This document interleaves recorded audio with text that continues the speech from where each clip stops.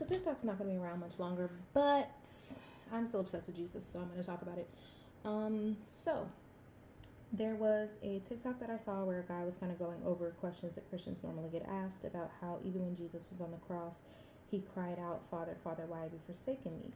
And there is a real thing that I think dropped in my spirit so hard it felt like a brick hit me. And because in this TikTok, this man is going over the fact that, no one ever really thinks about this, but, Jesus is quoting Psalm 22. He's quoting the scripture because it makes the prophecy true, right? That the son of David will come and all of these things will happen, and they will request they'll draw lots for his clothes, and they'll drape him in purple, and they'll put a crown of thorns on him, and things of that nature, right? But here's the thing that really racked me. Christ as a whole is the embodied word. He's the living word. He's God embodied. He is come to show us what it looks like to live a life of temptation that is without sin. He comes to live the perfect human life, right? He comes to be the Adam. He comes to be the perfect Adam. Adam's name, Adam's name translates into humanity.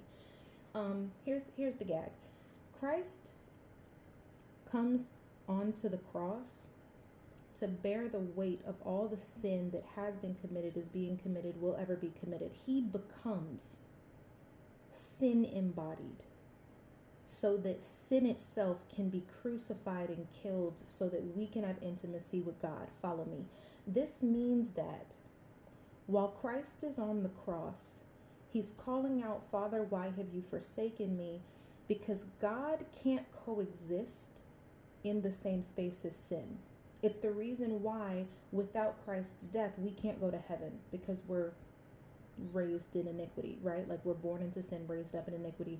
Our sinful nature can't coexist in the transcendent, morally pure, holy presence of God, which is why in the Bible, when people enter into God's presence in an unholy, unpure state, they die, because unholiness and it just can't exist in God's presence. It doesn't work.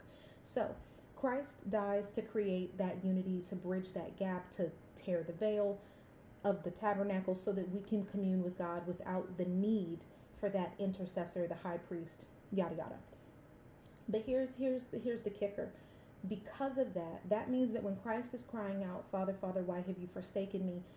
There's two things that's happening. He's crying that out because this is the first time in his entire existence that God has taken his hand off of him. That God is literally no longer able to stand in his presence because he is sin now, and that has to die. And so the painful nature through which he is crying out, because mind you, his side has been pierced, his back is ripped up, he's been spit on, screamed at, beaten, forced to carry his own murder device, and now pinned to a piece of wood where his shoulder blades are coming out of the sockets, and he's hanging here under the weight of his body, and he's crying out, Father, why have you forsaken me? Because God has left his presence, right? So there's the weight of the fact that as a whole, because God has left his presence, that's what you would consider the second death. Hell is an eternity outside of God's presence, right? So I've told you all of that to summarize the fact that in this moment, Christ is literally experiencing hell on earth. That's what it is. He's experiencing a complete separation from God on earth. And while that is occurring, also going through hi neighbor. He's also going through the most physical pain he's ever been through in his entire life. And what does he do at the pinnacle of that moment? What does he do at the point when the pain is so bad and the hell is so real? What does he do? He cries out, Father, Father, why have you forsaken me? And that's coming from a place of pain. It's coming from a place of lack. It's coming from a place of, wow, God is not here with me in this moment. This is painful. I am hurt. Father, where are you? Yes. But beyond that, because our God is so purposeful and our God is so intentional, and the way that things are orchestrated and the words that are used so for a reason, he's quoting Psalm 22. Now I need you to catch it, because if you haven't caught it yet, let me throw it at you again. He's experiencing hell on earth separated from the Father who has been in his ear all his life. He is literally being torn apart at the seams. And he's quoting the word.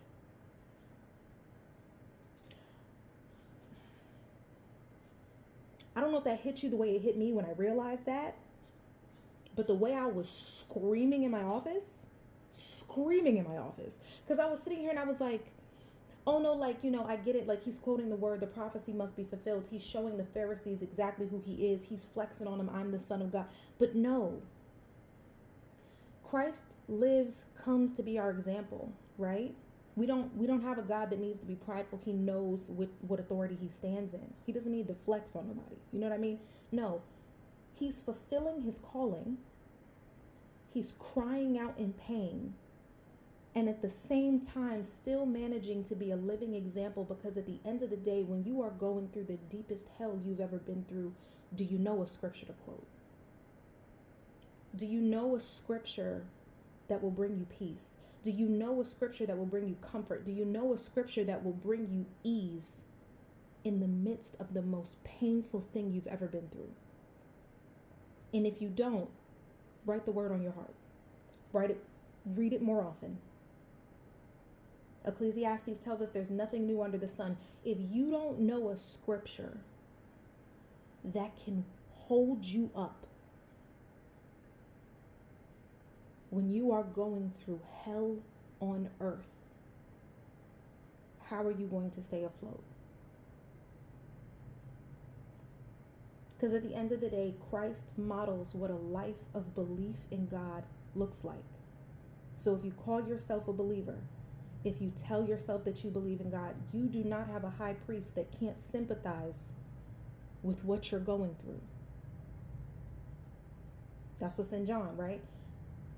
So if he showed you that at his worst, at his most painful, at his most alone, the word was still what kept him until God gave him his relief, until he gave up the spirit to go back to be with the Father, why do you think it'd be any different for you? I'm screaming at myself. Don't worry. I'm yelling at me right now. It's okay. We're in this together.